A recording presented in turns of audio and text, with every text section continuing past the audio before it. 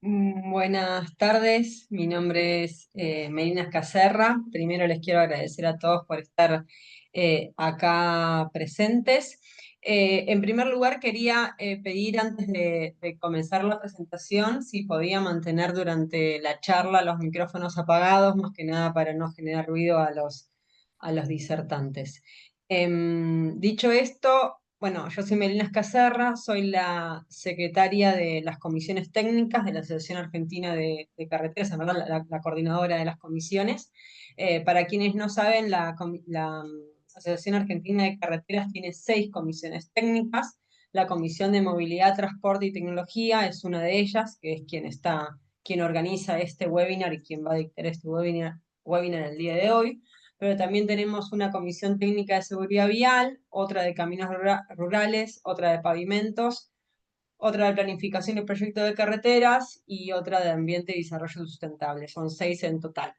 Dentro de la comisión de movilidad, transporte y tecnología tenemos tres, nosotros decimos subgrupos.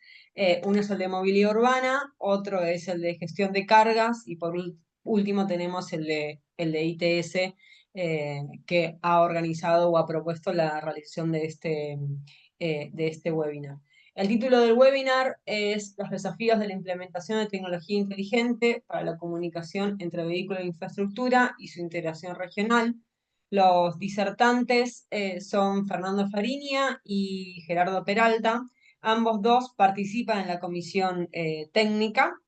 Fernando Fariña es diseñador industrial de la UBA, trabaja como consultor independiente para organismos como el Banco Mundial y también para universidades y otros organismos, y hoy en día es miembro permanente de la comisión IRAM de Sistemas ITS.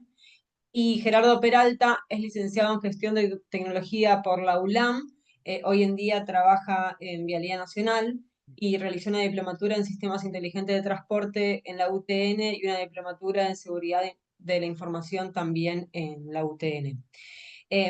Ambos dos van a dar la presentación del día de hoy, así que si les parece, directamente ya lo dejo con Fernando. La única aclaración que quería hacer era que si alguien tiene o les van surgiendo alguna consulta o pregunta, la pueden dejar en el chat y la idea es que al finalizar las presentaciones nos tomemos unos minutos para contestarlas.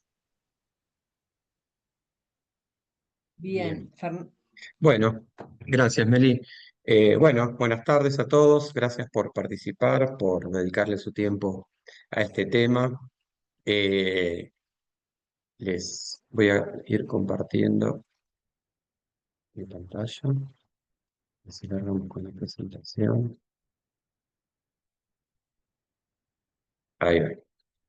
La verdad que este es un tema, nosotros lo estamos trabajando mucho en la subcomisión, es un tema, la verdad, muy interesante que está desarrollándose en todas partes del mundo y como pasa en general con estas tecnologías, empiezan a desbordar hacia otras latitudes y hoy vamos a charlar un poco, vamos a empezar a explicar brevemente qué son los sistemas, cómo se utilizan, cuáles son las necesidades, contar algunos casos de éxito, cómo podemos implementarlos y por qué deberíamos empezar a pensar en cómo implementarlos y una pequeña hoja de ruta de las cosas que estamos haciendo en la subcomisión y algunas propuestas en IRA, ¿sí?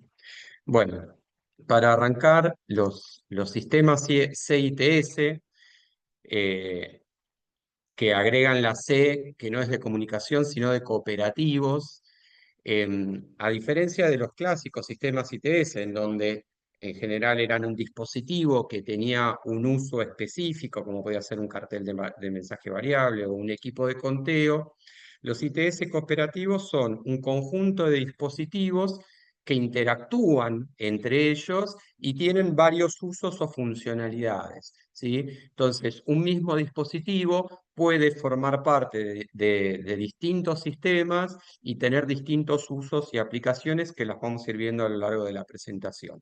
Entonces, básicamente, lo que hacen los sistemas ITS cooperativos son mapear el entorno, es decir, recolectar datos del entorno y establecer una red de comunicación entre los distintos elementos de la infraestructura vial, en algunos casos en forma directa entre ellos y en otros casos a través de las redes de comunicación y desde servidores centrales, para optimizar los recursos y fundamentalmente mejorar la seguridad de las vías, ¿sí?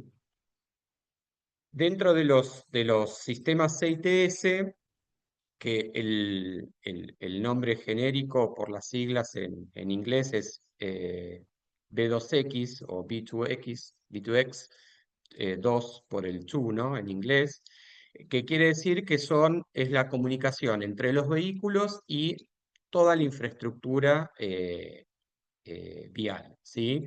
Dentro de esta descripción genérica tenemos como subfamilias y es aquellos sistemas o dispositivos que se comunican el vehículo con específicamente la infraestructura, como podría ser una señal luminosa, los dispositivos que intercambian información entre vehículos, ¿sí? Como puede ser los sistemas de alerta de frenado o de vehículo detenido, y los V2Others, que son todos aquellos dispositivos que conectan con los otros usuarios de las vías, como pueden ser los peatones y los ciclistas, ¿sí? Como les decía, estos son el conjunto de sistemas en donde muchas veces la infraestructura es compartida. Entonces, lo que hacen estos dispositivos es eh, obtener datos del entorno, de las cosas que están pasando, por ejemplo, la detección de la presencia de un vehículo, la detección de la presencia de un peatón, el estado de determinada señal, la presencia de una señal física e interactuar con el entorno. Para esto requieren, por un lado, de herramientas de comunicación, un conjunto de dispositivos para que esos sistemas funcionen y tener capacidad de procesamiento de datos a nivel de Big Data, ¿sí? Después hay ciertos requisitos de conectividad que Gerardo los va a explicar bien, pero fundamentalmente estos son los componentes más básicos. Uno de los aspectos más importantes y que hacen a la buena implementación de estos sistemas es la normalización, ¿sí?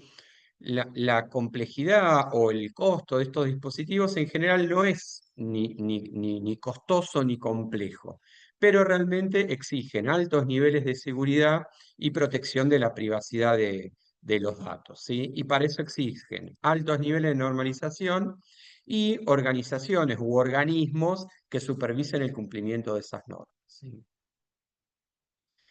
Para entender qué son los sistemas ITS, vamos a hacer un pequeño paréntesis y explicar qué son los HADAS, porque sin los HADAS no se terminan de explicar del todo los CITS. Supongo que muchos ya sabrán, los HADAS son los sistemas de asistencia al conductor, ¿no? Estos dispositivos electrónicos que asisten al conductor, partiendo desde el originario podría haber sido el ABS, ¿no? Que en lugar de aplicar una fuerza directa sobre el freno, hacía un cálculo de eso, de la velocidad de la circulación de la rueda para mejorar la condición de frenada. Y desde esos primeros dispositivos electrónicos que justamente lo que hacían era hacer un censado del entorno, de la realidad o de las necesidades para asistir o para intervenir sobre el conductor, empezaron a evolucionar y a aparecer muchos más dispositivos. Yo acá hice un muy breve listado de algunos que son los más comunes, pero para tomar un orden de magnitud, hay más de 30 tipos de sistemas de asistencia. Y básicamente, ¿por qué son necesarios esos sistemas de asistencia? Bueno, porque el conductor adentro del vehículo, por un lado, tiene una percepción muy limitada de su entorno, que está limitada por su ubicación física y por sus capacidades humanas de visualizar o de percibir ciertos objetos, ¿sí? Y por otro lado, también una capacidad limitada de reacción que depende muchas veces también de su atención. Entonces, al empezar a surgir estas asistencias, eh, empiezan a tomar decisiones respecto a la conducción, al ir evolucionando. Cuando esto fue evolucionando, se estableció esta normativa de nivel que ha sido adoptada internacionalmente casi sin discusión en todos lados, que establece qué tipo de control sobre el vehículo toma el dispositivo. ¿Sí? Desde el nivel cero, en donde el vehículo no tiene ningún tipo de asistencia, al nivel 5, en donde el vehículo es totalmente conducido por las herramientas, la tecnología electrónica, sin ningún tipo de participación del conductor. Dentro de este abanico, ¿sí? Que uno muchas veces, bueno, asocia el automatismo con autos que se manejan solo, dentro de este abanico hay una cantidad enorme de posibilidades y de opciones que requieren de distintos equipos de sensado. El mundo o la evolución de los sistemas en este momento está por este orden. En general, en Europa y en los países más desarrollados, el parque automotor se encuentra entre, obviamente siguen existiendo niveles 1, pero los autos de producción que salen al mercado están entre nivel 2 y niveles 4. ¿Sí? En Estados Unidos está bastante avanzado, en algunos estados lo que es la conducción autónoma totalmente independiente, sobre todo para lo que son los vehículos de las plataformas, ¿no? Como Uber, etcétera.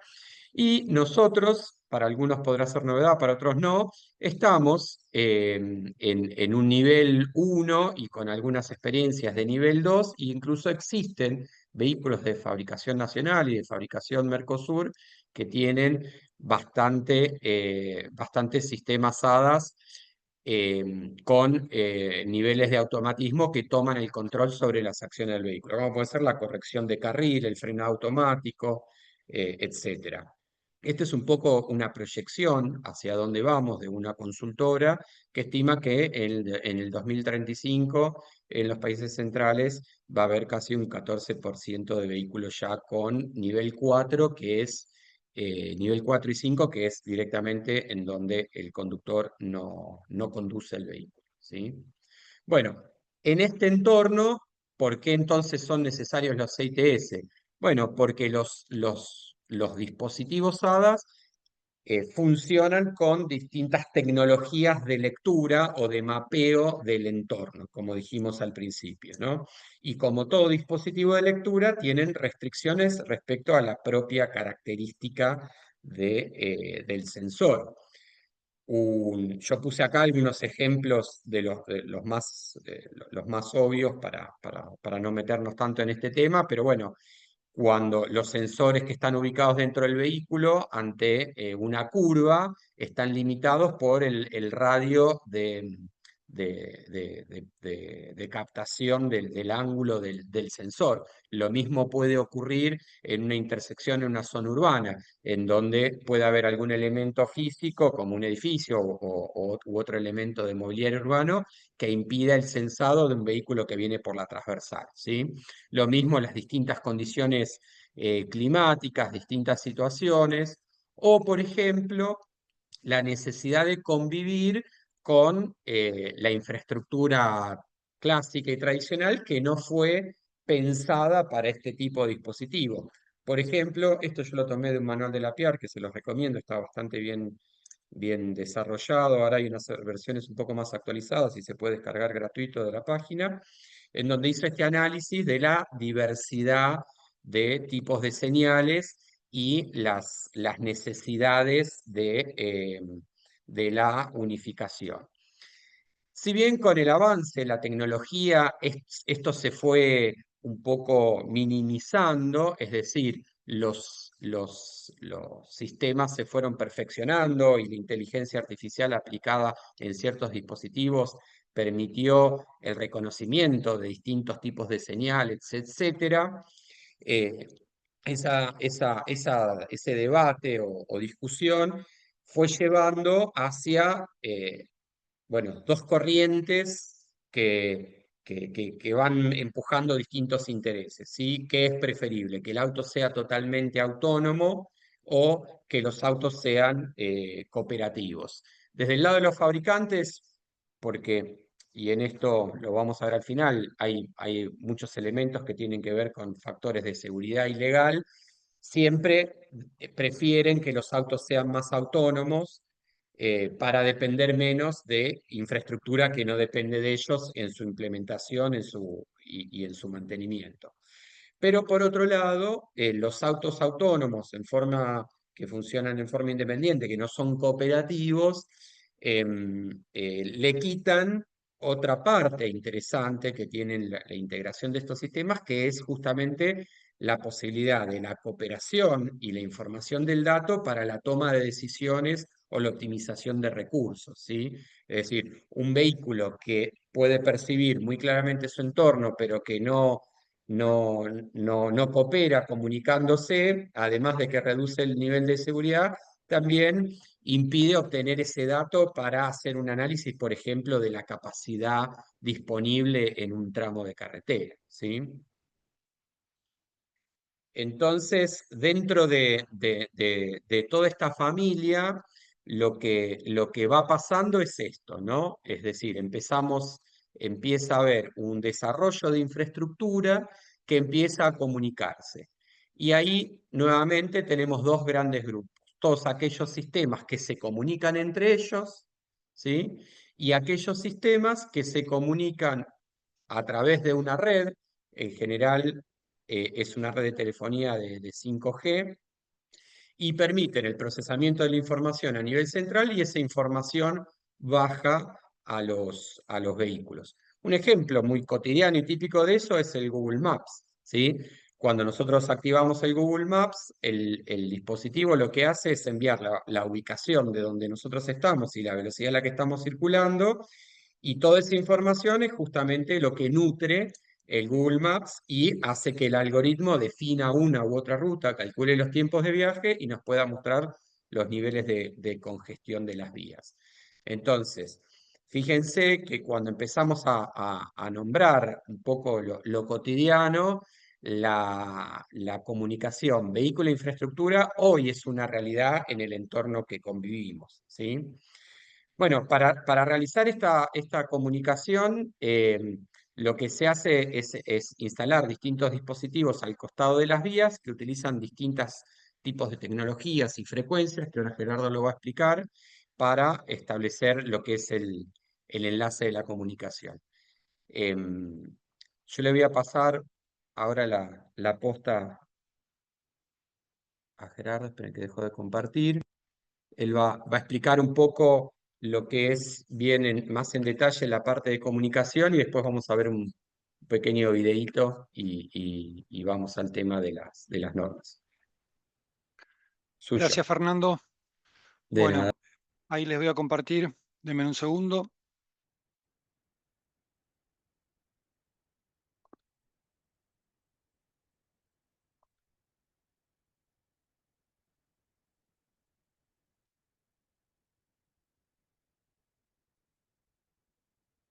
Ahí está. ¿Se ve? Perfecto. Bueno, soy Gerardo Peralta. Hoy vamos a hablar de la comunicación vehículo-infraestructura desde un punto de vista técnico. Denme un segundo. Ahí está. Bueno, un segundo, por favor, que acá me quedó como si fuera... Me tapa todo la barra esta.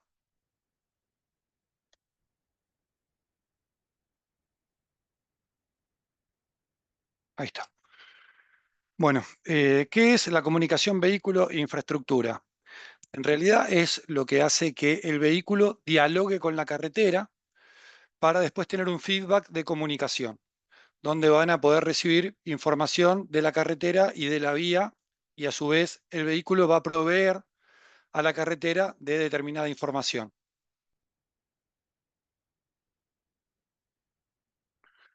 Bueno, beneficios para el conductor.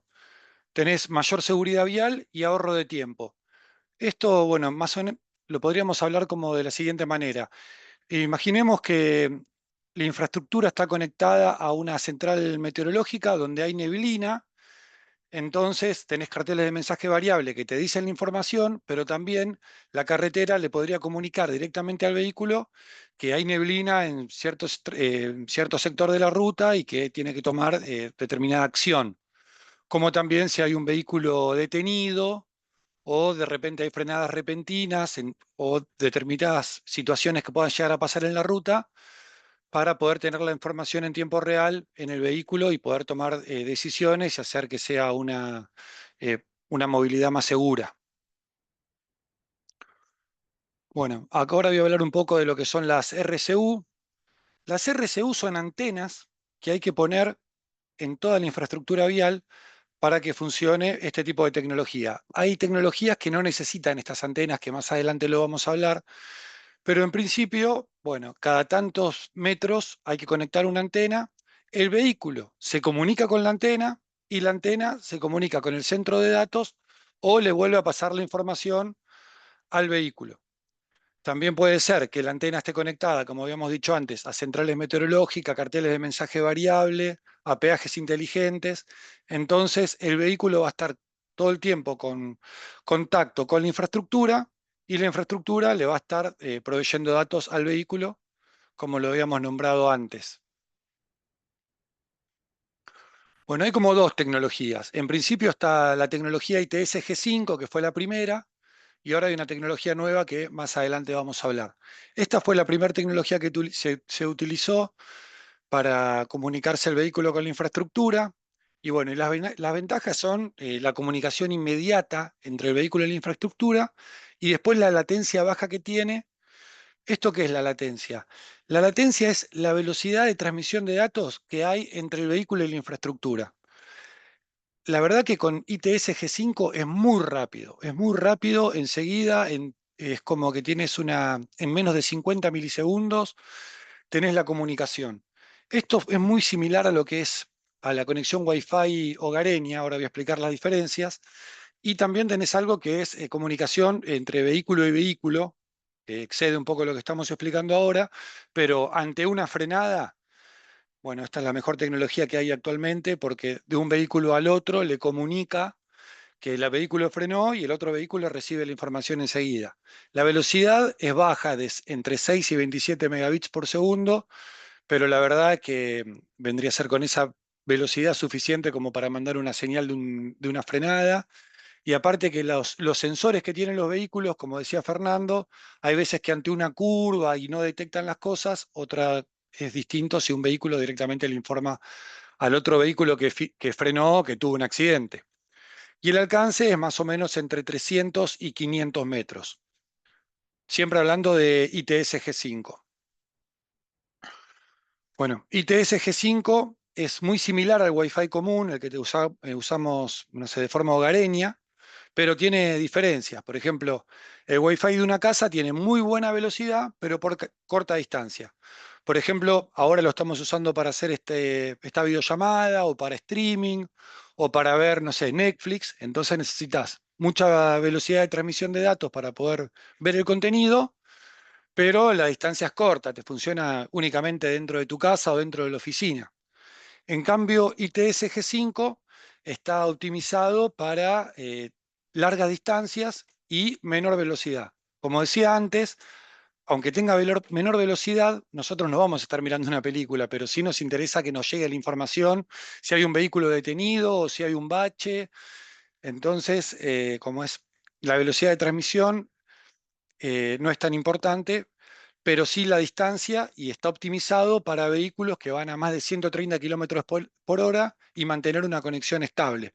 Ahí les muestro un cuadrito técnico donde tienen las frecuencias y demás información, por si después lo quieren ver.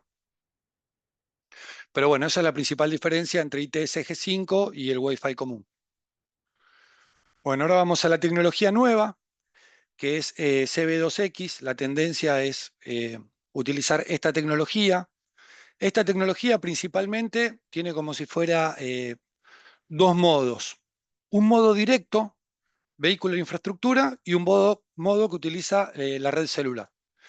El modo directo, que es el PC5, es el que viene a reemplazar al ITS G5.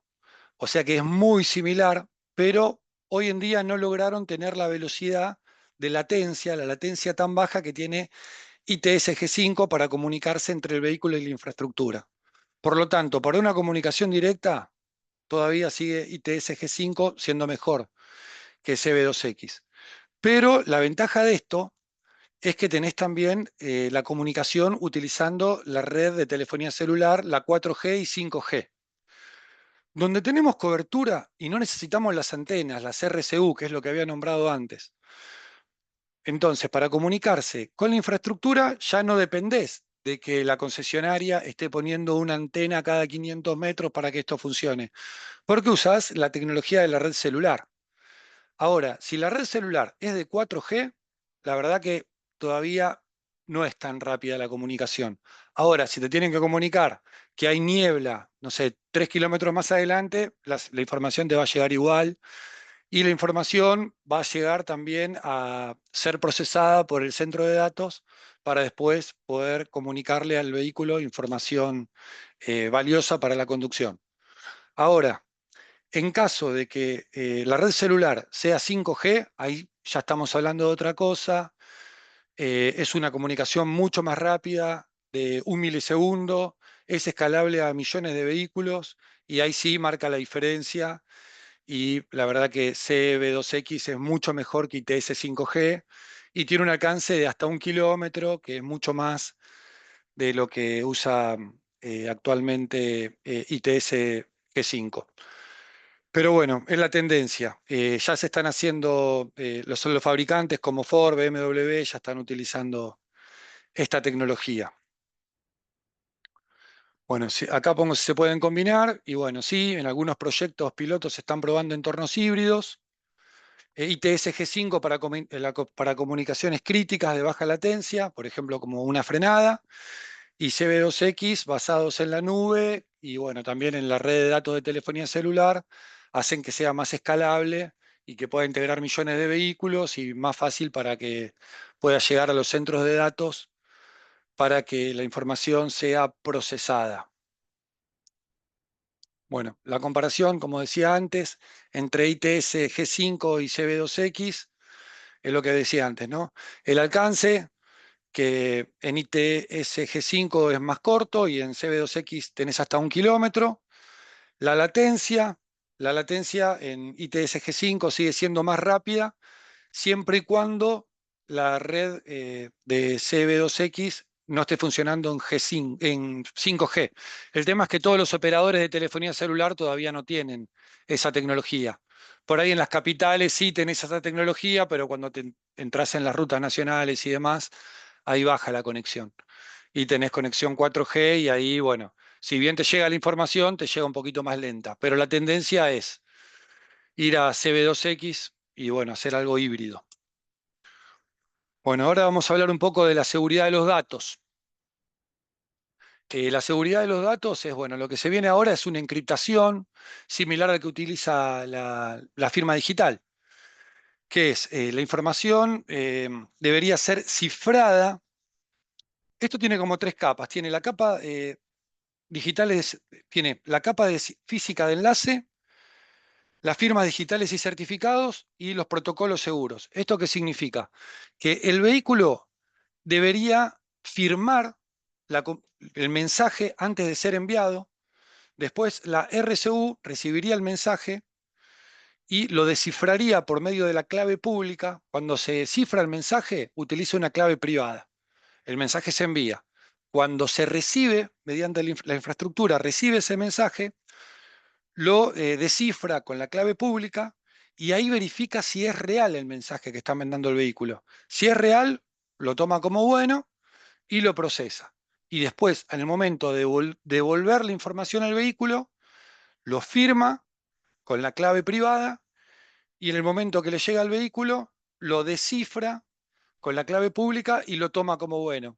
De esta forma evitás que atacantes puedan inyectar mensajes falsos o espiar información. Porque imagínense que si hay un atacante que empieza a, no sé, inyectar datos y demás, puede causar caos o puede accidentes y demás. Entonces es muy importante poder cifrar la información en tránsito. Esto se hace en milisegundos. Pero bueno, se puede utilizar tanto con la tecnología ITS G5 como en la tecnología CB2X. Bueno, en conclusión, ambas tecnologías son complementarias, pero CB2X es el que tiene mayor potencial de crecimiento, ya que aprovecha la tecnología celular existente, 4G y 5G. No hace falta instalar las antenas RCU cada 500 metros en la infraestructura vial. Tiene mayor respaldo de la industria automotriz y tecnológica y está pensada para escalar hacia la conducción autónoma. Sin embargo, ITS G5 seguirá siendo fundamental, más que nada en lo que es vehículo a vehículo, para respuesta inmediata de baja latencia, como zonas de obra, peajes, cruces urbanos inteligentes o ante frenadas de emergencia. Bueno, ahí más o menos estoy terminando. Bueno, Fernando, te paso la palabra. Bien, muchas gracias. Bueno, les voy a compartir un pequeño video. Está en inglés, pero es bastante gráfico, así que se va a entender. Let me introduce you to what we call Cellular Vehicle to Everything, or CV2X. It's this family of technologies that allows vehicles to really connect with their surroundings. Your car becomes a moving data center that can share the information captured by its sensors with the entire transport ecosystem, making it safer and more efficient. The beauty of CV2X is that your car can basically talk to another car by sending a quick message through what we call CV2X Direct Communications. This works even when there's no network. Alright, let me give you an example. So, imagine you're about to make a left turn, but a speeding car's incoming in your blind spot. Your car will anticipate and alert you in real time, avoiding a potential crash. And it doesn't even stop there, because that's when the CV2X Mobile Network Communications mode comes in. Sending messages via the cellular network, it can relay information to even more distant cars, creating a whole transport ecosystem that's safer and intelligent. A traffic jam 2 kilometers ahead? Your car will know and plan its journey long before you could. And what's great is that it's not only cars that can receive the message. It's transport infrastructure, it's pedestrians and cyclists through their mobile devices. Can you imagine the implications? Already today, there are more than 180 million connected cars that have the ability to operate basic V2X applications via existing 4G and LTE cellular networks. From 2020, LTE V2X Direct Communications has begun enabling more safety and traffic efficiency applications.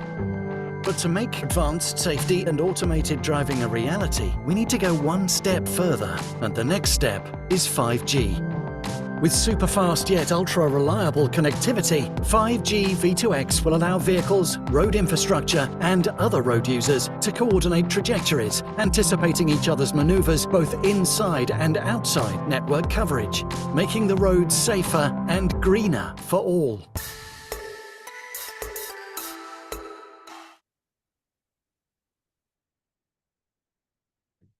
Bien. Bueno, este video lo hace esta organización, que es una organización que nuclea a los distintos interesados y que son los que han ido desarrollando esta norma dentro de lo que es la tecnología. Al final de la presentación, yo les dejé algunos links que después los van a tener si les interesa para buscar algo de información. Bueno, ¿se va entendiendo? ¿Vamos bien? Sí, Sí, bueno, sí, ok. Sí, te contesto yo. bien, gracias. Bueno, vamos a ver algunos casos de uso y algunos casos de éxito. Esto como para empezar, para terminar de cerrar esta primera etapa de entender cómo funciona y cuáles son las implicancias, es qué pasa si hay, por ejemplo, un incidente en la vía, ¿no? Si hay un incidente en la vía sin sistemas ITS tradicionales, uno queda supeditado, bueno, a su propia percepción, a su propia capacidad de percibir lo que ha ocurrido más adelante, ¿sí? Y en general, o a veces lo que ocurre es que, bueno, un accidente va provocando distintos accidentes a lo largo de la vía por las frenadas o la presencia de vehículos de emergencia, etc. Con los clásicos tradicionales sistemas ITS, uno podría tener, por ejemplo, una cámara para visualizar lo que está pasando en la vía y a través de un centro de control informar lo que pasa más adelante, ¿sí? Estos sistemas, ¿qué limitaciones tenían? Por un lado, estaban supeditados a la capacidad a la capacidad de poder detectar el incidente con distintas tecnologías, manuales o con algún nivel de automatismo, y por otro lado dependía también de la ubicación donde yo tuviera esos dispositivos. Con los sistemas CITS, el mismo vehículo es el que informa que está detenido sobre la vía y no solo puede informarlo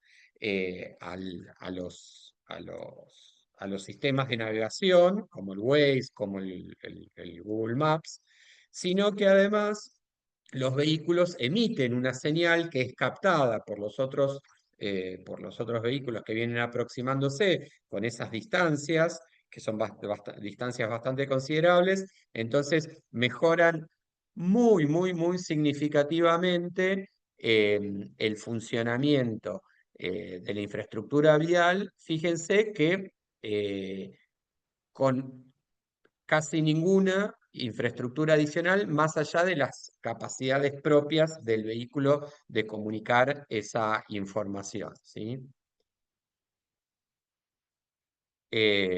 Otro caso de implementación es cuando yo quiero informar algo que está ocurriendo sobre la vía, entonces puedo colocar señalización transitoria o permanente que informen sobre ciertas circunstancias. Y nuevamente, puedo tener dispositivos de corto alcance que le informen directamente a los vehículos o dispositivos conectados a la red que le informen en forma global. Entonces, yo por un lado genero una situación de seguridad porque de corto alcance permito que ese vehículo que ya está en esa zona se salga de ese carril o disminuya su velocidad o frene, pero además puedo evitar que los vehículos ingresen a ese sector informándolo dentro de los sistemas. Otra aplicación bastante interesante dentro de lo que es la gestión de la infraestructura es, por ejemplo, las barreras de mediana, ¿no? Que separan ambos carriles. Por ejemplo, en el Paseo del Bajo nosotros tenemos un caso acá en donde esas vías que van totalmente cerradas, la apertura de la división central es la que permite la evacuación ante un accidente que cierre totalmente la vía por la que uno viene circulando. Entonces, ¿y qué ocurre a veces? Ocurre que el taponamiento de todos los vehículos que vienen atrás impiden la llegada de los vehículos de emergencia o los vehículos que operan la vía para que permitan la apertura o el señalamiento de esa apertura. Una barrera automática ante la solicitud de la apertura puede informar que la vía está cerrada y además se puede informar cuáles de los carriles en el sentido contrario están habilitados. Y los vehículos que vienen circulando en el sentido contrario les avisa que ese carril, por una situación de emergencia, va a ser utilizado en el sentido contrario. Entonces, esto optimiza mucho más el funcionamiento de la infraestructura, sobre todo en condiciones críticas, como pueden ser los túneles o las vías sobreelevadas o bajo elevadas, ¿no? Otro caso muy interesante que les quería contar es esta tecnología que es la baliza inteligente que han implementado en España, que les cuento cómo funciona y ahora después les cuento por qué. Es interesante porque nos muestra todo el recorrido, ¿no? de cómo encarar un proyecto de este tipo.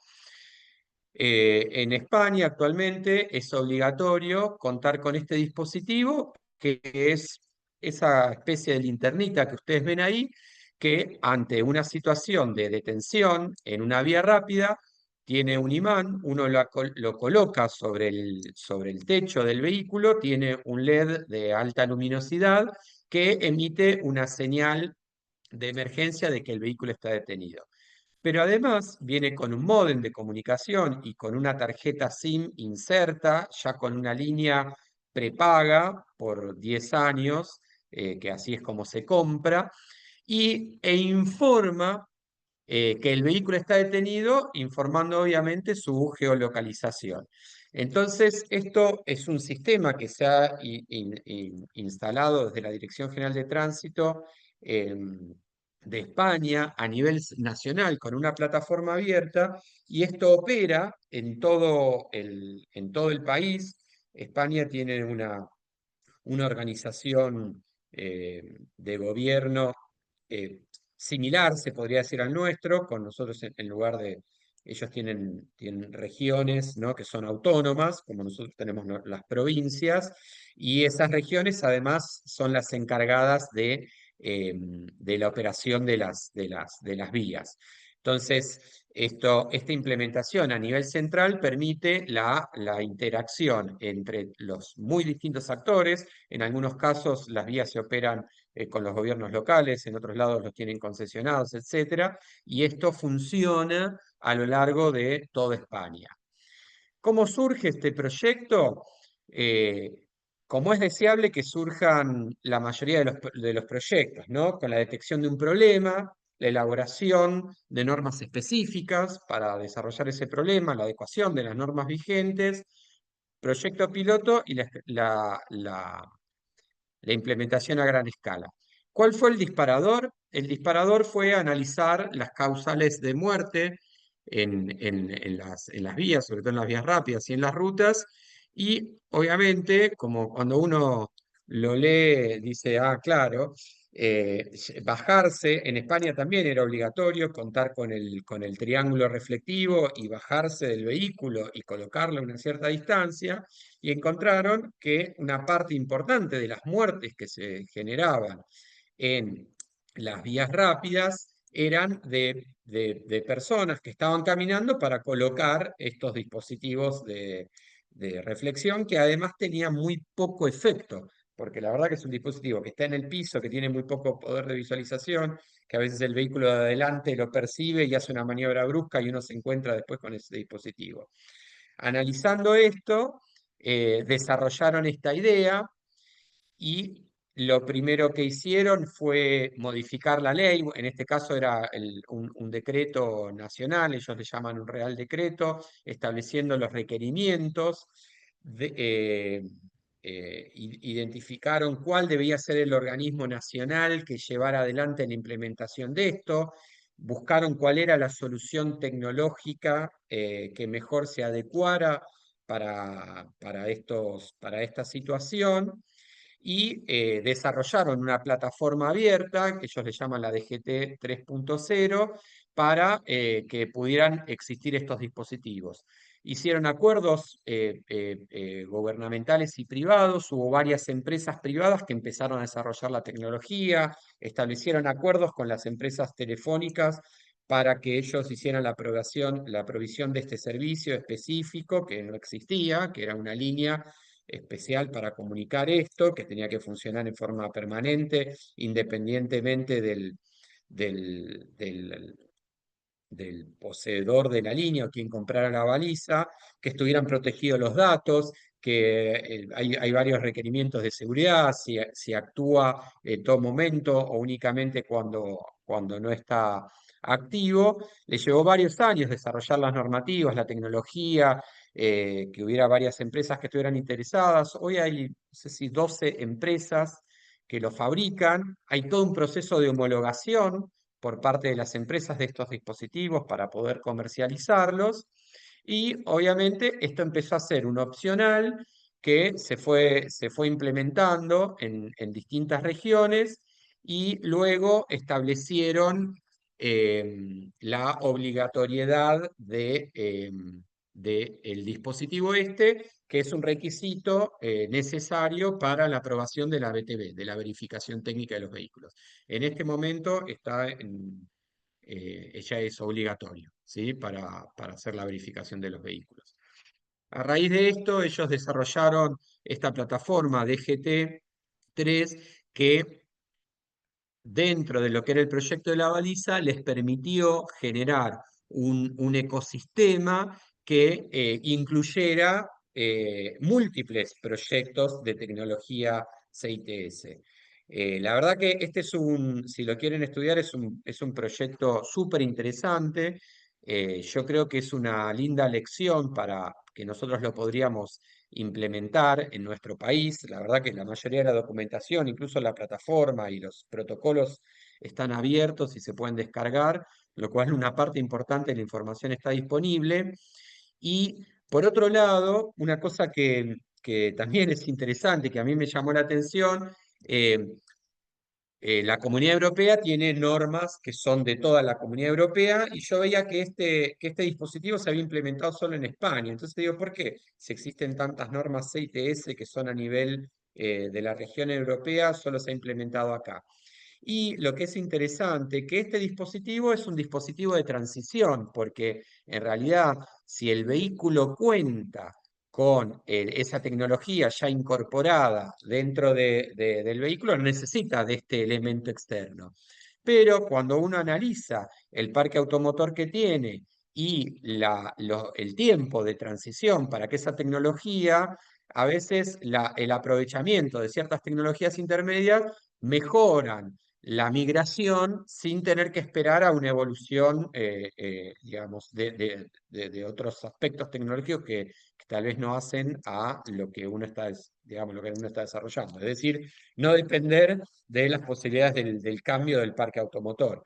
Creo que en nuestro caso, en nuestra región, es algo similar, la renovación del parque automotor y sobre todo modelos con dispositivos tecnológicos más avanzados va a llevar un cierto tiempo y me parece que este es un proyecto súper interesante, que está muy disponible para incorporarlo, que deberíamos prestarle atención. ¿Cuál es el riesgo de que se desarrollen estas tecnologías sin una base normativa suficiente? Bueno, acá hay un pequeño listado, pero imagínense lo que empieza a pasar cuando en un mundo en donde el comercio de datos es el core de varios negocios, ¿no? Fíjense que esto que yo les mostraba, hoy en la Argentina existe, la empresa Chevrolet vende vehículos que traen incluido este servicio, ¿sí? Ya dentro del vehículo que es algo similar, tiene un sistema gratuito que permite informar que el vehículo está detenido, y después un sistema pago que presta eh, una asistencia de remolque, ¿no? Eh, Nuevamente, esto lo implementa una empresa privada en donde no hay control del uso de los datos y además no hay interoperabilidad entre los datos. Entonces se desperdicia un montón de cierta información. Si esto se hubiese desarrollado con una plataforma unificada abierta, como hizo España, por ejemplo, la empresa podría tranquilamente proveer ese servicio pero comunicar el dato a través de este estándar abierto que implica que no solo informe a su central de zona, sino que además puede informarlo al centro de control, por ejemplo, operativo de la vía rápida o al centro de control de la ciudad, ¿no? Entonces, esto que hablábamos antes de la base de la implementación de los sistemas CTS sin base normativa suficiente, que implica todos estos riesgos, hoy está ocurriendo, ¿no? Entonces, también por eso nos parece importante llamar la atención sobre empezar a- a trabajar en distintos organismos sobre estos temas, porque cuando se empiezan a desarrollar estas tecnologías, estas prestaciones de estos servicios, eh, podemos aprender de las experiencias, tanto de la actividad privada como de la actividad pública, para interactuar y potenciar en los recursos. Nosotros por nuestra geografía y por nuestras características económicas, eh, tenemos ciertos desafíos y algunas limitaciones. Por un lado es el poco desarrollo de la red de 5G, como explicó Gerardo hace un rato. Y si bien nosotros tenemos una industria automotriz muy fuerte, es una industria de ensamble con muy bajo o nulo desarrollo local y además muy diversa respecto a los orígenes. Los vehículos europeos están supeditados al funcionamiento europeo y los vehículos norteamericanos al funcionamiento norteamericano, y si bien se han ido unificando ciertas normas, todavía existe bastantes diferencias entre tecnologías, normas, ahora después vamos a ver algunos detalles, y nosotros que tenemos una industria automotriz en donde los vehículos vienen de distintos orígenes, se nos va a sumar la complejidad de que van a venir tecnologías con un estándar, con un tipo de protocolo que no va a ser compatible con el otro. Entonces, también creo que es un momento interesante para empezar a plantear estas cosas antes de que se desarrolle en la calle. A veces estos cambios anticipados pueden implicar pequeñas modificaciones en las estructuras de producción, pero cuando yo tengo ya un parque automotor que tiene instalado, ya el cambio es mucho más complejo o a veces muy dificultoso o muy costoso, ¿no? Y por otro lado, a nivel de usuario es importante tenerlo en cuenta porque si bien nosotros en nuestra región a veces no somos muy cuidadosos respecto a nuestra privacidad de datos, de hecho todos cuando instalamos, cuando damos de alta el teléfono, empezamos a aceptar los términos y condiciones de todas las plataformas en las que estamos y nos dicen ahí que están utilizando nuestros datos. Es importante tener en cuenta el uso de los datos. Primero porque hay terceros que están teniendo registro de nuestra presencia en distintos lados. Y por otro lado, como explicó Gerardo, es importante que se garantice que no haya un hackeo de esas redes. Imagínense que se hackee una red y que esa persona detecte la codificación de los distintos vehículos que están en la red e informe que todos esos vehículos hicieron una frenada de emergencia y que detengan totalmente la Panamericana en horario pico, ¿no? Entonces, por eso es importante el análisis de las normas internacionales, las cuestiones de seguridad, para que no sea un boomerang y que esto termine siendo algo que puede ser positivo, termine viéndose como un elemento inseguro, ¿sí? Hay muchos ejemplos, pero me parece que el europeo, por la diversidad, ellos lo que han ido haciendo es generando distintos organismos en distintos niveles, pero lo más importante es que siempre nuclean a todos los actores, porque lo más complejo de estas tecnologías, de la implementación de estas tecnologías, es el alto nivel de transversalidad que tiene sobre distintos organismos o distintos intereses o distintos actores, ¿sí? No es tanto la tecnología en sí mismo, sino el interés del organismo que proyecta las rutas, el que lo administra, el que lo mantiene, el que regula las redes de comunicación, el que asigna las frecuencias, el que fabrica el vehículo, el que lo repara, el que presta el servicio de mantenimiento, etcétera, ¿no? Entonces, es súper importante el trabajo interdisciplinario y colaborativo entre los distintos actores, ¿sí? Un ejemplo súper interesante es lo que hizo los Países Bajos, ex Holanda. Eh, Ellos se transformaron, tuvieron muchas iniciativas en épocas tempranas de esto y terminaron, afortunadamente para ellos, trabajándose en un hub tecnológico en donde como tienen mucho desplegado, casi todas las empresas terminan desarrollando o evaluando o testando sus dispositivos en los Países Bajos. Entonces, no solo han conseguido una alta penetración de esta tecnología en sus redes, una mejora considerable de los niveles de seguridad, sino que se ha transformado en un elemento generador de tecnología y de recursos para el país, ¿no? Me parece que eso también es una buena experiencia para que la analicemos y la tengamos en cuenta porque es una buena oportunidad. En Latinoamérica esto es muy incipiente para que lo pensemos en copiar estos modelos y pensar en transformarnos en un hub tecnológico para la región, para la implementación de estos sistemas. Les dejo ahí un link. Este programa Talking Traffic, fíjense que nuclea más de 50 organizaciones, deben ser lindas las reuniones donde debaten, bueno, tiene unos esquemas organizacionales muy, muy complejos, pero bueno, han logrado proyectos súper interesantes. Se los dejo para que lo piensen. Brasil ha picado un poquito en punta con estos dos proyectos, al menos la verdad fue honestamente lo que encontré, tal vez haya alguno más, alguno lo sabe, lo comenta y lo podemos investigar, después charlamos una invitación a que participen.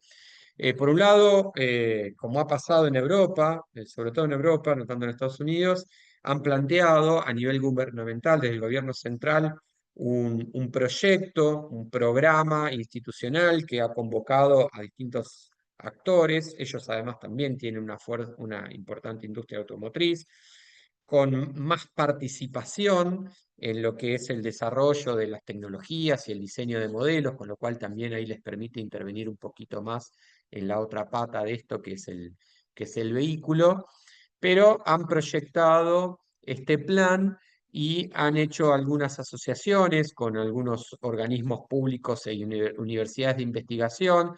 Hay un plan muy interesante que está más que nada centrado en la detección de usuarios vulnerables, pero estos proyectos que a veces nos plantean ciertas metas que en las realidades nuestras a veces uno quisiera poder empezar a proyectar al 2030 sin tener que pensar lo que va a pasar el lunes, pero me parece que también son importantes para que las pensemos dentro de las organizaciones porque son una forma de poner en la agenda estos temas y empezar a pensarlos, ¿no? En algún momento , tenemos que dejar de pensar en la coyuntura y, bueno, y empezar a planificar, ¿no? En el mediano y largo plazo. Y a veces por algo se empieza, ¿no? Empezando a poner una meta, armando un comité dentro de una organización que lo piense, que lo estudie, que analice ciertas normas. Me parece que es una buena forma de arrancar, ¿no? Y este es un ejemplo de nuestros queridos vecinos, los brasileros. Bueno, empiezo a cerrar un poquito algunas conclusiones, porque nuevamente a veces en la realidad cotidiana digo, nos metemos en esto, nos interesa, nos importa, estamos discutiendo el mantenimiento y la verdad es que sí, estoy plenamente convencido que es necesario. ¿Por qué es necesario? Por un lado, porque está ocurriendo. Eh, yo decía mucho, y lo hablamos con Gerardo la otra vez respecto a la norma de pinturas. Digo, hoy eso está ocurriendo. Hoy existen vehículos en las calles de la Argentina que tienen hadas que requieren de alguna tecnología de información, que obviamente está subutilizada, ¿sí?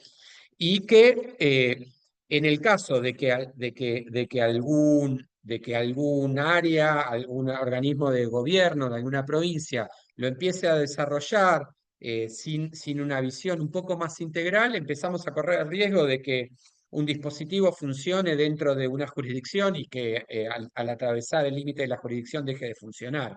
Y ahí es donde los que estamos, digamos, en el ambiente vial, no solo nos vamos a encontrar con las dificultades propias del ejercicio de nuestra profesión, sino que nos vamos a empezar a encontrar con el reclamo del usuario de la vía, que pagó por un dispositivo que no funciona o que funciona intermitentemente o que le da una información equivocada porque nosotros no contemplamos la incorporación de esa tecnología. Entonces, a nuestro quehacer diario se va a empezar a sumar un elemento más que es, bueno, che, ¿qué pasa con las hadas estas que no funcionan, ¿no?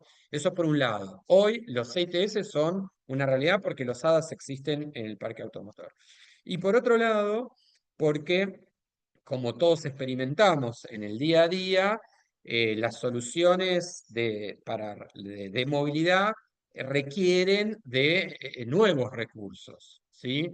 Porque el recurso de generar más espacio para la circulación de los vehículos es claramente un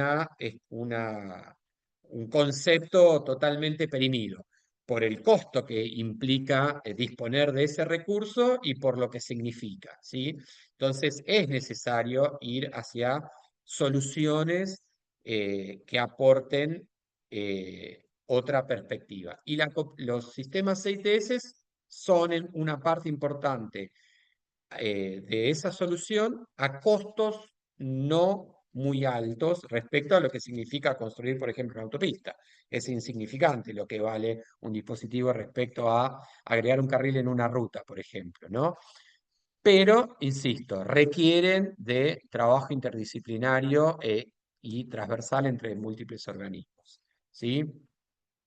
Esto es un poco lo que les decía. Nosotros tenemos niveles de siniestralidad en nuestro país todavía muy altos.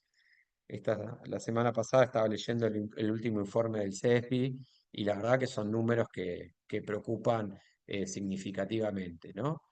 Si los comparamos con otros países, la verdad que todavía tenemos mucho por hacer.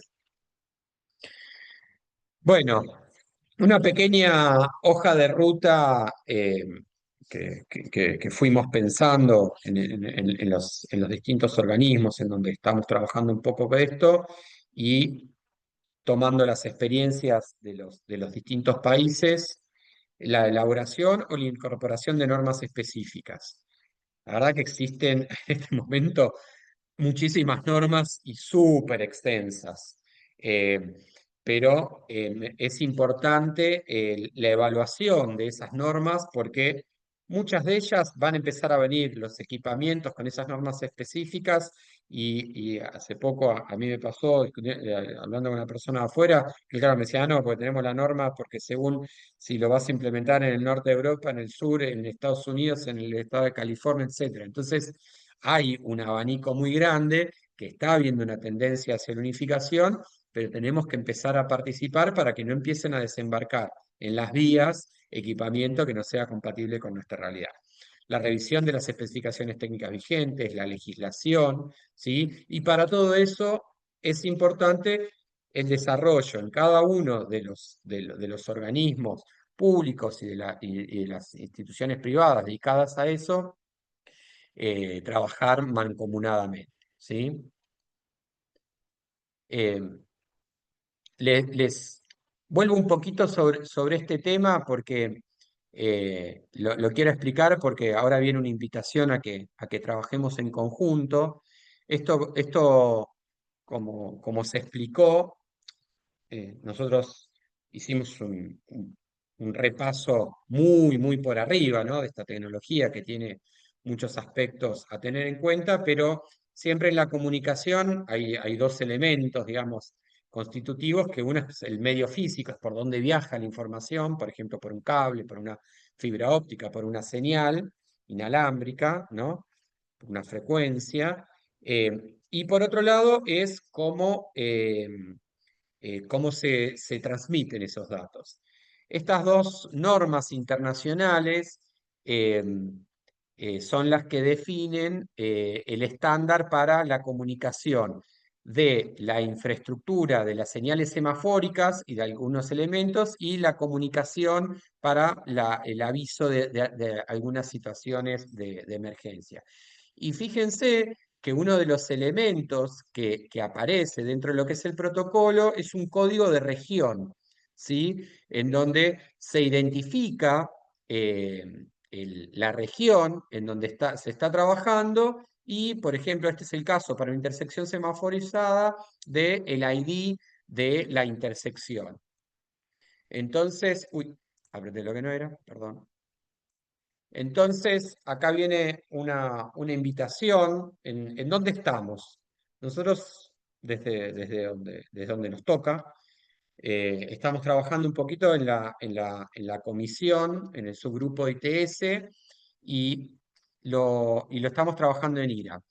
IRAM se ha creado, existe un comité en donde, bueno, yo propuse estudiar algunas de estas normas, que la verdad que son normas súper complejas y que ya están bastante actualizadas y tienen varias revisiones, que sería simplemente empezar a implementarlas y ver cuáles son las más convenientes, pero como pasa siempre, empiezan a aparecer ciertos matices. Por ejemplo, la identificación de la región, ¿no? Entonces, una de las cosas que se nos ocurrió empezar a trabajar en la subcomisión es el desarrollo de un código regional que permita la identificación de los países y las provincias y a partir de ahí los códigos de los elementos constitutivos, por ejemplo, la señalización luminosa o la cartelería, que permitan la implementación de estos sistemas. Porque fíjense que si nosotros traemos un dispositivo y que cumple con todas las normas, con todos los ensayos, lo ponemos en la calle, el primer dato que va a pedir es el de la región. Entonces, ¿qué va a pasar? Le van a poner un dato por default y va a funcionar. Pero el vehículo va a tener que estar seteado para identificar eso. Entonces, cuando esté atravesando de una región a otra porque le pusieron un dato por default y encuentre que ese dato es el mismo porque agarraron todo, le pusieron 00, va a entrar en conflicto. Entonces, empezar a definir estas pequeñas situaciones es una forma de empezar a ponernos serios sobre estos cosas. Así que está alguna de las personas de la otra comisión y ahora que terminaron de ponerle los números a las rutas panamericanas, tal vez los vamos a invitar a ver si se quieren sumar a numerar las regiones de América para ver si le ponemos un valor y desde nuestra organización y convocar a las otras organizaciones hermanas de Latinoamérica para establecer una normativa que es simplemente asignar un número, pero bueno, hay que hacerlo. Y otro aspecto súper interesante que también los invitamos a los que quieran participar, que esto sí es un tema que está bastante en debate, es, bueno, cómo se verifica el funcionamiento de estos dispositivos, porque como decíamos antes, como estos son sistemas que dependen de distintas tecnologías y en algunos casos de distintos fabricantes, que fabrican la RCU, que fabrican la unidad que va arriba del vehículo, que fabrican un software del sistema central, bueno, hay toda una serie de procedimientos para verificar la interacción entre todos esos elementos. Así que esa también es una idea que vamos a trabajar el año próximo en el subgrupo, analizar un poco los procedimientos de prueba. Hay un antecedente también de Holanda muy interesante y hay un informe de Canadá que ellos fueron haciendo un poco una recopilación de experiencias y han hecho un manual de cómo deben realizarse esos ensayos. La idea es trabajar un poco con esas experiencias internacionales y una vez que tengamos ese informe, bueno, ahí ver si lo llevamos a IRAM para desarrollar una norma local de procedimiento de prueba y de verificación del funcionamiento de los sistemas ITS. Así que bueno, están mucho más que invitados a participar de cualquiera de los dos organismos en los que quieran participar, a traer sus ideas, sus aportes y sus inquietudes. Bueno, creo que estamos. Gracias por su atención. Acá después de esto les dejo si quieren algunos links de donde salió algo de la información de la que estuvimos hablando. Gracias, Fernando. Yo aprovecho a avisar que la grabación del webinar, junto con las presentaciones, después las vamos a subir a la página de carreteras, ¿sí? En la sección de socios. Creo que ahí había una pregunta y si alguien tiene alguna otra consulta, la puedes hacer ahora o derivarla también después al correo electrónico que Fernando dejó ahí plasmado. Bien. Perdón, yo quería comentar acá de la Escuela de Camino, se había abierto una línea de investigación ya sobre, lo que pasa es que no llegamos al Congreso para poder exponerla, los desafíos de la infraestructura vial argentina ante la futura llegada de los vehículos autónomos. Hemos estado buscando lo que es el estado del arte. Bueno, América Latina no hay mucha información. lo que sí hemos encontrado información, lo que es Canadá, Estados Unidos, Japón, que ya están viendo ya directamente el auto autónomo totalmente en nivel 5, la problemática que tiene con la infraestructura vial y su comunicación, porque estos autos se comunican por un sistema líder, que hace un escaneo y van tomando información, esa información la sube a la nube y permanentemente hay como una reciprocidad de información para poder después detectar el auto que continúa o viene atrás de él, que ya no está, es un ejemplo, un peatón o no está un ciclista en esa nube 3D que se genera por el sistema LIDAR. Así que hemos buscado mucho y estamos empezando con esta línea de investigación. Así que bueno, podemos participar también con ustedes. Claro, sí, sí, sí. Hay muchísima información. La verdad que a veces en algunas regiones hay tanta que es como difícil de abordar y en otras hay tan poca que, que también es difícil de abordar. Sí. Nosotros, por un lado, lo que hicimos en IRAM fue definir eh, fuimos eligiendo como algunas temáticas, ¿no? Dijimos, bueno, ya teníamos armado un comité de lo que era señalización luminosa y aprovechamos ese comité y empezamos a trabajar con lo que es la comunicación SPAT, que es cuando el equipo de control de la señal luminosa le informa al vehículo en forma directa por una señal de corto alcance el estado del semáforo y el tiempo que falta, ¿sí? Entonces estamos trabajando eh, con esa información. Cuando empezamos a trabajar con esa norma y empezamos a leerla, ahí nos dimos cuenta, por ejemplo, del identificador de región. Y bueno, ahí un poco preparando esta presentación fue que también surgió la idea de trabajar en el subcomité para el año que viene en el desarrollo de este ordenamiento para proponerlo y también cómo ensayarlo, ¿no? Así que sí, están todos súper invitados a que interactuemos porque es imprescindible que interactuemos y Sí, suma nosotros mucho. habíamos dado cuenta de que es lo que se viene y tenemos que estar preparados para lo que es un futuro Sí, cercano.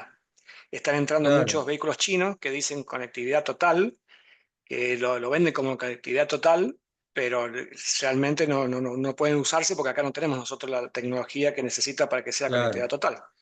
Entonces, claro, bueno, eso es el exacto. futuro cercano que tenemos y el desafío por delante. Sí, sí, sí. Sí, y fíjense, Bien, mira, yo le hablaba con la gente de vialidad y les daba un ejemplo. Por ejemplo, hay vehículos de fabricación nacional que vienen con el ADA de corrección de carril. Entonces, la gente hay una norma muy, muy bien hecha de lo que es la reflectividad de la pintura para la demarcación, pero claro, fue pensada previo a esta tecnología. Entonces le digo, mira, ese es un trabajo muy sencillo de hacer, que en una de esas es simplemente comprobar que sirve, o tal vez haya que hacerle algún ajuste, pero por otro lado va a implicar otro tipo de supervisión a la hora de hacer la inspección de obra respecto a cómo se aplica esa pintura, ¿no? Entonces, porque me acuerdo que yo le daba un ejemplo, digo, imagínate que la aplican mal. Y el sensor se activa y se desactiva, se activa y se desactiva, se activa y Tal se cual. desactiva. Va a tener cientos de usuarios observando esa situación, empezándote a publicar esa información en todas las redes. Entonces le digo, eso es un llamado de atención importante para lo que es el mundo de la demarcación vial, ¿no?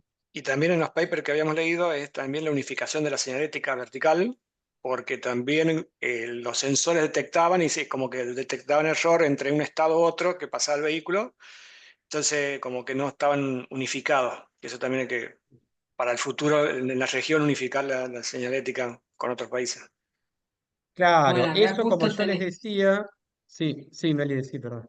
No, no, yo iba a decir que justo acá también teníamos a Adriana Garrido presente, que yo no te quería avisar nada más que hay algunas preguntas en el chat que gente hizo Sí, porque, para que después las leas. Eso, después sí, dale, sí. ahora las leo. Em, sí, sí, justamente y sobre ese tema, si bien ha ido mejorando la lectura de la señal con todas las nuevas tecnologías de IA, todos los dispositivos tienen limitaciones. Y a veces no es solo la forma de la señal, sino la ubicación de la señal, ¿no? Entonces, hay que empezar a contemplar todas esas cosas. Eh, yo pongo el ejemplo de la pintura porque me quedó grabado hace muchos años, cuando vino un especialista de España, contó que cuando se desplegó esta tecnología en España, ya a principios del siglo, les pasó eso, que la pintura que están aplicando no tenía el nivel de reflectividad suficiente para la detección del corrimiento del carril. Sí, Adriana, ¿querías decir algo? No, Adriana dejó dos preguntas, igual por ahí quiere hablar también, y ahora la dejo hablar. Sí, ¿qué tal, Dale, Pero Fernando? decilas, ¿Cómo charlemos. estás? ¿Cómo andas, Adri, tanto tiempo? Tanto tiempo. Bueno, no, las preguntas están anotadas. Quería tener una idea del costo aproximado de las balizas que se están Sí, esa era implementando. tuya. Sí, AG. Esa es Mirá, la una. baliza, Sí. sí, yo tengo una, me hice traer una. En un viaje por un conocido. Sale 40 euros Nada. en España. Después fue bajando, empezaron a aparecer muchos más competidores. Pero es un numerito, pero bueno, la compras una vez y tiene la línea cubierta por 10 años, ¿no? En realidad Eh, es un numerito que comparado con el costo de un vehículo es despreciable. sí, Y esto es es importante despreciable. porque cuando que querían implementar los ABS, los estabilizadores de dirección, etcétera, uno de los argumentos eran los costos, y en realidad los costos eran despreciables frente al costo de un vehículo. O sea, Sí, era sí, sí. verdaderamente un argumento poco sostenible, Claro. el del costo. Y la Sí, otra además pregunta, sí, Perdóname, te cierro con... Esto se puede empezar a implementar, por ejemplo, en vehículos de emergencia, ¿no? Con estos dispositivos fijos ya, ¿no? Que los identifiquen. Y después en los vehículos de carga, digamos, profesionales. claro. Entonces, se va implementando el sistema, se van haciendo pruebas pilotos, se va viendo cómo funciona y se van implementando en donde impacte menos. Y después, bueno, se empieza a ser voluntario y después ¿cuánto vale la vida de una persona, un vehículo detenido en un carril rápido en la autopista Panamericana? Mucho más de 40 euros. No, la otra Sí, pregunta que realmente me preocupa cuando se habla de la comunicación con el vehículo, ya sea vehículo-vehículo o infraestructura-vehículo, es que en la medida que nosotros vamos pasando de niveles de automatización, eh, igual el conductor tiene una enorme responsabilidad, hasta el nivel 4 o 5 la tiene.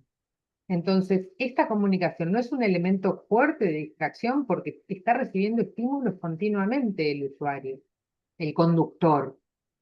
Y, claro. y se está considerando esta distracción dentro de todos los aspectos, digamos, de pros y contras de los que se habla cuando se habla de esta comunicación tan abundante, diría, ¿no? Claro. Sí, a mí se me plantea a ver, hay múltiples aspectos. A mí se me planteaba la misma duda, una vez tuve oportunidad de subirme un Tesla y veía esa pantalla de televisor que tiene en el panel central, digo, esto es un elemento distractivo enorme, ¿no? Em, pero, por un lado, vos tenés hay dispositivos que funcionan en forma autónoma, es decir, la comunicación entre vehículos que informan sobre un vehículo detenido, impactan en el otro vehículo y activan el frenado de emergencia, por ejemplo, ¿no? Entonces, hay un montón de niveles que funcionan a corto alcance y que son una respuesta muy, muy segura a esa situación. Después, el nivel de distracción siempre hay que minimizarlo. Yo entiendo, imaginemos también que esto se ha implementado en los países nórdicos que prestan muchísima atención sobre esos temas y esto se va dosificando esa información para que realmente no sea una perturbación considerable. Pero sí, yo entiendo que en los ámbitos en donde esto se discute siempre es un tema de, bueno, cuánto informo y cuánto lo distraigo del de que preste atención. Pero bueno, la tendencia es digamos, en el ideal es que nosotros dejemos de prestar atención a la conducción porque los sistemas van a depender cada vez menos de el conductor, que es el elemento más riesgoso en esta ecuación, ¿no? Y después, yo no lo mencioné, pero si quieren lo comento. Hay algunos aspectos de seguridad que también son complejos respecto a quién tiene la responsabilidad cuando sí ocurre un accidente, aún teniendo estos dispositivos, ¿no? Que yo tuve oportunidad de consultarlo en una visita a una empresa que hacía esto, y bueno, sí, es un tema de permanente discusión en los distintos ámbitos y que se discute casi dispositivo a dispositivo, situación a situación, porque como decíamos, es un ecosistema complejo, ¿no?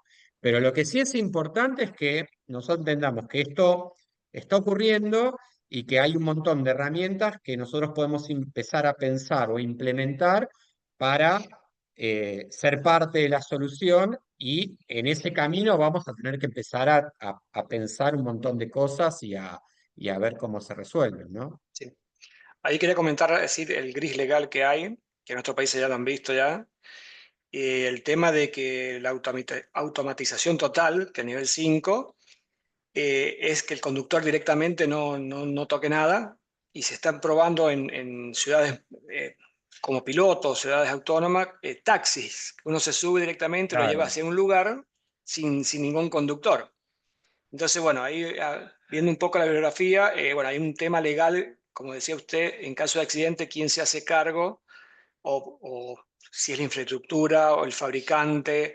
Han habido casos de accidentes de los autos de Google, me parece, que detectaban personas porque trabajan con sistema LIDAR, capaz que en la nube no se actualizó, entonces como que ve que una persona lo detecta, que dicen que hay muchos videos virales como que dicen que es un fantasma, y es que no se actualizó en la nube, en la infraestructura, en la parte de LIDAR, digamos, la nube, había capaz un peatón. Cuando se vuelve, pasa el claro, auto y en la nube existe el peatón y el auto no lo está viendo. Entonces, bueno, hay cosas claro. que pienso que se van a Sí, tener que pulir. en Estados Unidos, que es donde más han avanzado con el automatismo total, eh, en general los vehículos que son autónomos pertenecen a una flota de una empresa. Entonces, de esa forma, ellos han hecho un análisis de cobertura de seguros respecto al riesgo. Lo que analizan es que si uno incluye el posible error del dispositivo, el peor que fuera, la tasa de accidentes es mucho más baja que la de los conductores humanos. Entonces, dentro de ese modelo en donde el vehículo forma parte de una flota de una empresa y ellos tienen la responsabilidad absoluta, ahí han podido generar modelos de cobertura de seguro que los cubran. Decía que era más difícil de implementar en donde el vehículo es individual, y bueno, hay que ver qué, porque me da el caso me decía el caso de Ford. Nosotros vendemos un auto, le hizo la verificación técnica, lo llevó a un mecánico certificado para esos dispositivos. Entonces, ellos lo que ven que esto va a ir camino a que nosotros contratemos un servicio de vehículos, como está pasando, y que ya no seamos más los propietarios de los vehículos. Entonces ahí hay un marco legal un poquito que cubre ese aspecto. De todas formas, me gustaría insistir sobre este tema. Hay un montón de cosas para hacer antes de pensar en los autos, digamos, del automatismo, ¿no? Es decir, hay un montón de dispositivos HADAS que requieren de esta información, que podemos avanzar un montón en ese sentido, como para después empezar a discutir. Me parece que esa discusión nosotros la tenemos como súper lejos, y hay un montón que se puede hacer en el medio. Y que esa discusión la vamos a poder dar, entiendo yo, cuando tengamos más maduro lo anterior, porque vamos a tener elementos más concretos, ¿no? De qué fue lo que, digamos, vamos a haber caminado transitado ese camino que otros países ya hicieron, ¿no? No sé si hay más preguntas, el costo de la baliza. Eh, sí. Las balizas, igual, funcionan con redes, porque el volumen de datos que transmiten es muy bajo. Entonces pueden funcionar con redes 3G em, porque solo transmiten una posición y una geolocalización. La verdad que funciona bastante bien. Obvia- Obviamente, donde no haya nada de cobertura no va a funcionar, por eso también me parece que es una solución analógica, si se me permite el técnico, el término, es una señal lumínica muy potente que se coloca en el techo del auto. Entonces, uno coloca un elemento de aviso lumínico sin bajarse del vehículo que reemplaza el triángulo. Entonces, ya, de hecho, yo tengo dos. Tengo una que no tiene comunicación, que era la primera que se admitía. Ellos hicieron la transición así, dijeron, reemplazamos el triángulo por esta señal lumínica, optativa. Y después la que envía la información. Entonces fueron haciendo la transición. Y entonces dejaron, en un momento se podía tener la lumínica y el triángulo, después dijeron, bueno, el triángulo no va más, la lumínica o la que tiene comunicación, y después dijeron, bueno, solo la que tiene comunicación. Entonces, me parece que está bueno porque esta experiencia recorre todas las instancias, ¿no? De decir, bueno, y si no tengo nada de comunicación, bueno, tenés una luz muy potente en el techo del vehículo que se puede percibir a larga distancia. ¿Cómo es el tema de la batería de la valija? Tiene una batería de 9 volt que va Pero, adentro. se debe recargar periódicamente, supongo. Las que yo tengo se recambian, sí, no venían con cargador USB para el Mm. vehículo. Eh, eh, la diseñaron así. Supongo que habrán hecho algún estudio, pero sí, tienen, digamos, tienen esa límite, digamos, asumir esa responsabilidad de que tenés que tener cargada la baliza, pero bueno, también se puede resolver conectándolo al vehículo, si es que el vehículo también tiene energía. Porque hay que ver cuál es la falla que, que se genera en el vehículo, ¿no? Pero bueno, son todas las problemáticas que pueden ir surgiendo. Mismo Fernando, perdón, esto de que preguntaban si funcionaban las balizas eh, donde solo hay 3G. Digo, si la señal de teléfono no es suficiente, lo que habría que hacer es instrumentar la infraestructura para que tenga algún tipo de conectividad, según lo que yo los escucho a ustedes, ¿no? Hablar. Eh, Eh, claro, eso se puede resolver. Al principio cuando las empecé a estudiar pensé que eran así, con lo que explicaba Gerardo. Hay dispositivos de corto alcance, es decir, los autos nuevos, hoy, cuando el vehículo está detenido, emite una señal que se comunica con el otro vehículo. Entonces, ah, la baliza no tendría ningún sentido en ese caso. En España, ¿por qué hicieron esto? Porque dijeron, no, la transición va a ser muy larga, pensemos en este dispositivo de tecnología intermedia. Eh, yo pensé que la baliza traía esa capacidad. Supongo que no la trae por el consumo que pueda tener ese dispositivo, porque tiene un consumo mayor, porque tiene que emitir una señal a una cierta distancia para que sea seguro, y esta solo se comunica por la red de telefonía, ¿sí? ok. Pero los vehículos nuevos vienen con ese botón, como les mostraba en el Chevrolet de acá, y ya emiten una señal hacia los otros vehículos. Entonces, si vos no tenés cobertura de red, se comunican entre ellos.